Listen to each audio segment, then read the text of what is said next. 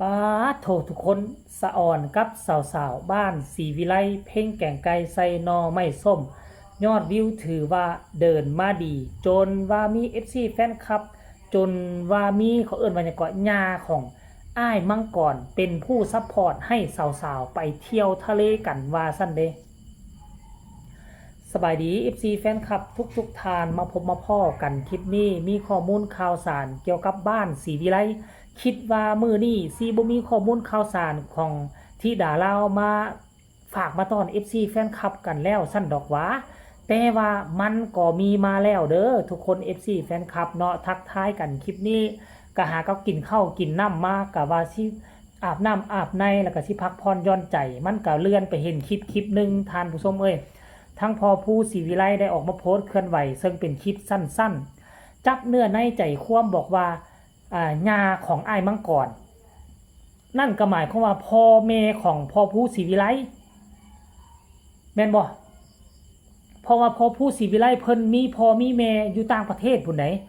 ถ้าจำบ่ผิดอยู่ทั้งอเมริกาบ่มีพ่อมีแม่อยู่พุ่นนั่นหมายความว่าพ่อแม่ของพ่อผู้ศรีวิไลก็เป็นญาของอ้ายมังกรนั่นแหละภาษาบ้านเฮาเนาะซึ่งเพิ่นก็สนับสนุนเนาะให้ให้ทีมงานบ้านศรีวิไลโดยเฉพาะสาวๆบ้านศรีวิไลได้ไปเที่ยวทะเลทานผู้ชมเอ้ยโอ้โหน่าจะเป็นครั้งแรกของน้องที่ดาลาวบออันว่าทะเลอันดามันนั่นบ่ทุกคนที่ว่าน้องที่ดาลาวจะได้ไปเที่ยวทะเลอันดามันครั้งแรกนั่นบ่มันทริปตัวนี้นี่บ่ทานผู้ชมเอ้ยตอนนี้ก็เดินทางไปฮอดน่าจะครึ่งทางแล้วแหละพากันไปแวะเซวอกแวะเซเว่นทั้งน้องทีดาลาวทั้งเอ้ยไอ้ก็โอ้ยพากันไปเข้าเซเว่นซื้อแนวอยู่แนวกินแบบอิ่มหม่ำสำราญเลยแหละพอผู้ศรีวิไลก็ไปทายโอ้ยคนโด่งคนดังท่านผู้ชมเอ้ยตอนนี้ยอดวิวของแกงไก่ไซนอไม่ส้มก็เดินทางมุ่งหน้าขึ้นสู่50,000วิวเทิงน่าจะเป็นครั้งแรกของเพลงน้องไอเพียงแต่มือเดียวสิเข้า2มือยอดวิวถล่มทลายป่านนี้ท่านผู้ชมเอ้ยแล้วก็เพลงของซิดพีเคปัจจุบันนี่ก็น่าจะฮอด30,000แล้วนะ30,000กว่าแล้วเฮ้ยซึ่งเป็นปรากฏการณ์อันใหม่แบบบ่เคยมีมาก่อนของบ้านศรีวิไลคันว่าพอผู้กับน้องธิดาลาวแล้วเป็นเรื่องปกติซึ่ง2คนนี่ชื่อเสียงบ่ธรรมดาพอผู้ก็มีชื่อเสียงมาเหิงนานแล้วการที่ปล่อยเพลงนี่ก็ยอดวิวก็อาจจะไวแน่แต่ว่านอกจากพอผู้กับน้องธิดาลาวแล้วคนอื่นๆนี่น่ะคือยอดวิวนี่เดินทางมาถึงขนาดนี้นี่ก็คือสูงหลายที่สุดแล้วท่านผู้ชมเอ้ยโอ้โหเนาะอันนี้ก็เปรียบเสมือนเป็นรางวัลน้ำใจให้กับลูกๆเต้าๆเนาะกำลังดีใจเรื่องราวเกี่ยวกับเพลงเดินทางมาดีแล้วก็ได้ทริปไปเที่ยวทะเลเป็นครั้งแรกของน้องธิดาลาวที่จะได้ไปเที่ยวทะเลตัวนี้เนาะทุกคนมีห้อยยิ้มแต่บ่ฮู้ว่าเขาเจ้าสิไปจักวันไปจักมื้ออันนี้ยังบ่ทันฮู้ยังบ่ทันรับทราบรอท่าหากว่าเนาะรอท่าให้ข้าเจ้าไปฮอดแล้วรอท่าเบิ่งคลิปเบิ่งข่าวคันท่าได้ข้อมูลข่าวสารอีกจักหน่อยนึงเกี่ยวข้องกับการไปเที่ยวนี่เดี๋ยวก็สิมานำเสนอให้บรรดาแฟนๆให้รับได้ฮู้อีกตืมหน่อยนึงเนาะแต่ว่าอยากจะให้ทุกคนไปชมภาพบรรยากาศเล็กๆน้อยๆตอนที่กำลังออกเดินทางมุ่งหน้าเข้าสู่ทะเลไปชมคลิปนี้แล้วมาพ้อกันในช่วงต่อไปเนาะเชิญไปชมเลยทุกคนเอ้ยเรียบร้อยไหม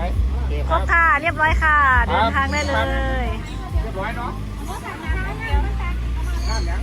น้ำไหลหน่อยน้ำแข็งเรียบร้อยไหมพวกเด็กเลี้ยงช้าง4 คนนี่มาจากไหนกันนี่ใครก็ได้ไปซื้อน้ำให้หน่อยในเซเว่น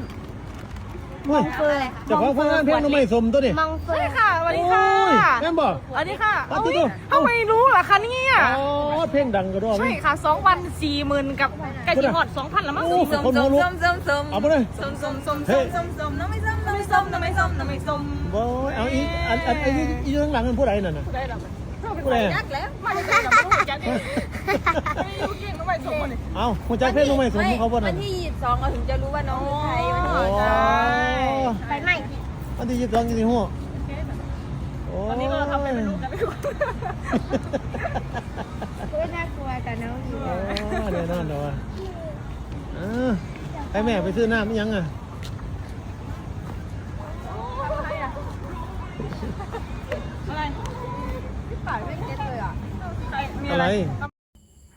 นี่นะเนาะโอ้ยเห็นกับเจ้าไปเที่ยวไปเที่ยวทะเลแล้วค่อยก็รู้สึกว่าอยากไปเนาะเกิดมานี่ค่อยยังบ่ทันไปเที่ยวทะเลจักบาทอายุ37แล้วนะสิเข้า40มานี่แล้วแต่ว่าก็ยังบ่ทันเห็นบ่ทันเห็นทะเลบ่ทันเห็นอีหยังเห็นอยู่อันทะเลน่ะเห็นหลายแล้วทะเลเกือบทั่วโลกน่ะทั้งบ่อนดังบ่อนบ่ดังเห็นหมดเห็นอยู่ทั้งทีวีเห็นอยู่ทั้งโทรทัศน์แต่ว่าบ่ได้เห็นตัวจริงบ่ได้ไปเลาะเบิ่งตัวจริงเลยจักน้อยหนึ่งท่านผู้ชมเห็นเขาเจ้าไปก็ได้แต่คิดได้แต่งำมือได้เนาะเฮาสิมีปัญญาจ้างรถนั่งเครื่องบินไปท่านผู้ชมก็รอท่าแต่รถไฟซะรอท่ารถไฟความไวสูงของทั้งฝั่งไทยเขาเจ้าแล้วก็สิได้นั่งรถไฟจากเวียงจันทน์นี่ทะลุไปเลยนี่ทะลุรถไฟความไวสูงของไทยทะลุไปฮอดกรุงเทพพุ่นสิไปลิ้นย่างบ่ฮอดก็ฮอดทะเลพัทยาซะซึ่งเป็นทะเลที่โด่งที่ดังตั้งแต่ค่อยยังน้อยๆนี่เนาะเคยได้ยินแต่ทะเลพัทยานี่ตัวนี้ดังมาแต่เหิงแล้วได้แต่ว่าความจริงมีทะเลดังหลายหม้องหลายที่ดอกแต่ว่าค่อยฮักฮู้แต่ทะเลตัวพัทยานี่ดังตั้งแต่ตอนยังน้อยพุ่นน่ะก็อยากไปเห็นเขาบอกว่าโอ้ไปเที่ยวพัทยานี่คักห้านผู้แซ่ผู้สาวก็หลายเขาเจ้าว่าน่ะห้านสาวประเภท2ก็มีเรียบตามถนนนี่โทษเขาเจ้าว่าน่ะอาหารตาลายได้ยินแต่เขาเว้าแต่ว่าความจริงเป็นจังได๋อันนี้ก็บ่ฮู้บ่เคยไปจักเทื่อเด้เนาะเห็นแบบซี่แล้วก็ขอให้ทุกคนมีความสุขกันแล้วกันเด้อมุ่งมั่นตั้งใจทำเพลงเนาะโชว์ผลงานเพลงให้ FC แฟนคลับฟังแล้วรู้สึกว่ามีความสุขสนุกสนานนะรางวัลที่ตอบแทนมาก็บ่ธรรมดาได้ไปเที่ยวได้ไปเที่ยวทะเลพุ่นน่ะเดี๋ยวมาเบิ่งว่าน้องธิดาลาวสิลองซิมน้ำทะเลจักบาทบ่แต่ว่าความจริงน้องธิดาลาวเคยไปแล้วว่าเนาะทะเลเนาะอยู่ที่ทั้งกรุงเทพนะน้องธิดาลาวน่าจะเคยไปแล้วท่านผู้ชมน่าจะเคยไปแล้วหรือว่าผู้ใดฮู้ส่งข้อความมาบอกกันได้เด้อเดี๋ยวจะไปสร้างประวัติศาสตร์อีหยัง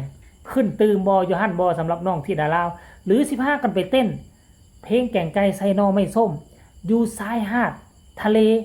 มาเบิ่งดูว่าคนอยู่ทางนั้นจะจือจะจดจะจำน้องธิดาลาวบ่จะฮู้จักธิดาลาวบ่คันกรณีว่าไปตกฮอดทะเลมีคนจือธิดาลาวมีคนมาขอถ่ายรูปธิดาลาวนั่นแสดงว่ากระแสชื่อเสียงของธิดาลาวนี่บ่ธรรมดาแล้วทุกคนถือว่านี่น้องธิดาลาวนี่คนอื่นบางคนอาจจะบอกโอ้ยโด่งอยู่ไสดังอยู่ไสคันถ้าไปฮอดทะเลมีคนมาถ่ายคลิปถ่ายรูปนั่นเป็นตัวการันตีได้ว่าชื่อเสียงน้องธิดาลาวเป็นคนโด่งดังแท้ๆแล้วท่านผู้ชมเอามาลุ้นกันอีกเมื่อกี้เท่าไหร่นาทีอาจจะมีคลิปใหม่โผล่ขึ้นมาก็ได้สำหรับคลิปนี้นี่ฝากเอาไว้ซ้ำนี้ก่อนฝากกดไลค์กดแชร์กดติดตามที่สำคัญจะกดข้ามโฆษณา